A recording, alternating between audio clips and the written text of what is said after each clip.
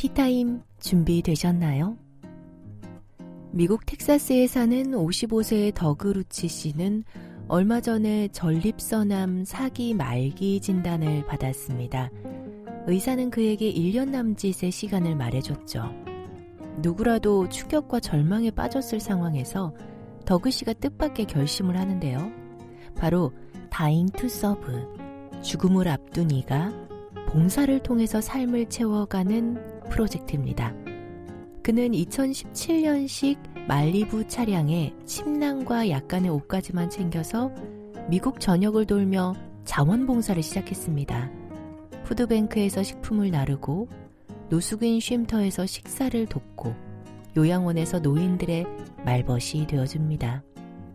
어느덧 그는 4,000마일을 달리면서 15개 주를 이미 지나왔다고 합니다. 1년 남짓의 시간을 의사가 이야기했다고 하는데 지금 벌써 거의 7년 아닌가요? 더그 씨는 말합니다. 남을 돕는다는 게 오히려 나 자신을 살리는 일이었습니다. 하늘에서도 이 사람은 좀 더 살아야겠는데? 라고 기회를 더 주셨을까요? 삶이 얼마 남지 않았다고 해서 의미가 사라지는 건 아닙니다. 오히려 그는 남은 시간을 누구보다도 더 진하게 쓰고 있는걸요. 더그 씨의 여정은 우리에게 시간이라는 개념을 다시 생각해 보게 합니다. 하루하루가 얼마나 귀하고 또 누구를 위해 쓸 수 있을지도요. 세계에서 가장 극한의 환경, 인도양 심해 2,900m 아래. 그곳은 태양빛도 닿지 않습니다. 물의 압력도 300기압에 달하는 곳이죠. 사람이라면 단 몇 초도 버틸 수 없는 곳이라서 심해는 여전히 인간에게 신비로운 곳으로 남아있는데요. 이곳에 놀라운 생명체가 살고 있습니다. 이름은 비늘발 달팽이, 영어로 스케일리풋 게스트로파드. 이 달팽이는 철 황화물로 된 갑옷 같은 껍질을 가지고 있습니다. 세 겹으로 이루어져 있고 바깥층은 철로 돼 있대요.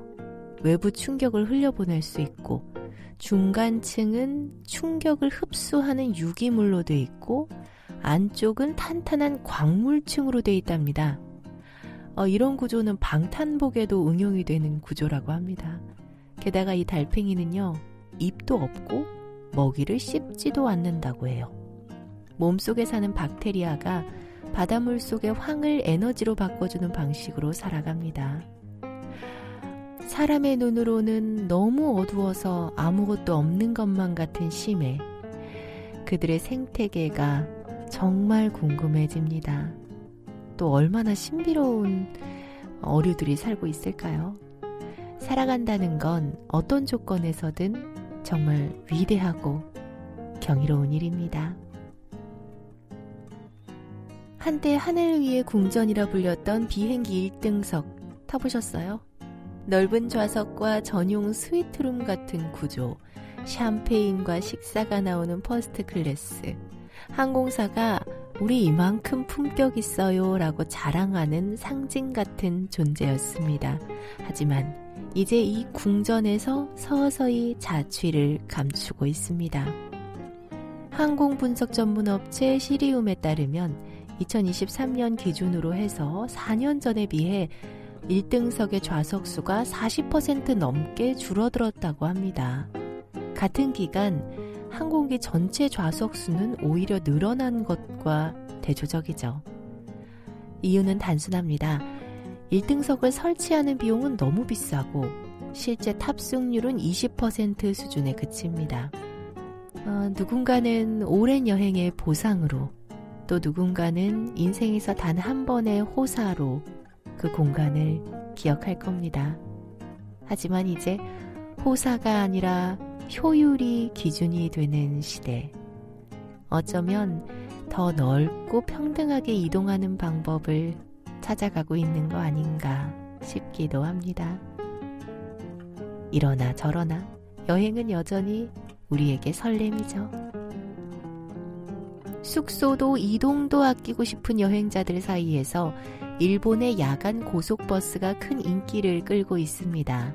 한 줄 좌석, 완전 리클라이닝 침대형 구조, 개별 커튼 조명, 도쿄에서 오사카까지 약 8시간 동안 밤에 출발해서 아침에 도착하는 방식입니다.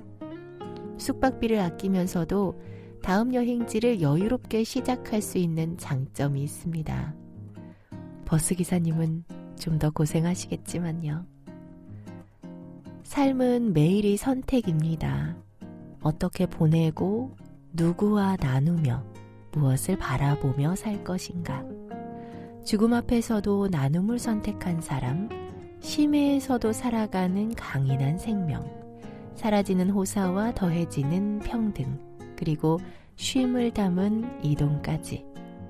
여러분의 하루도 그만큼 깊고 따뜻하기를 바랍니다. 티타임이었어요.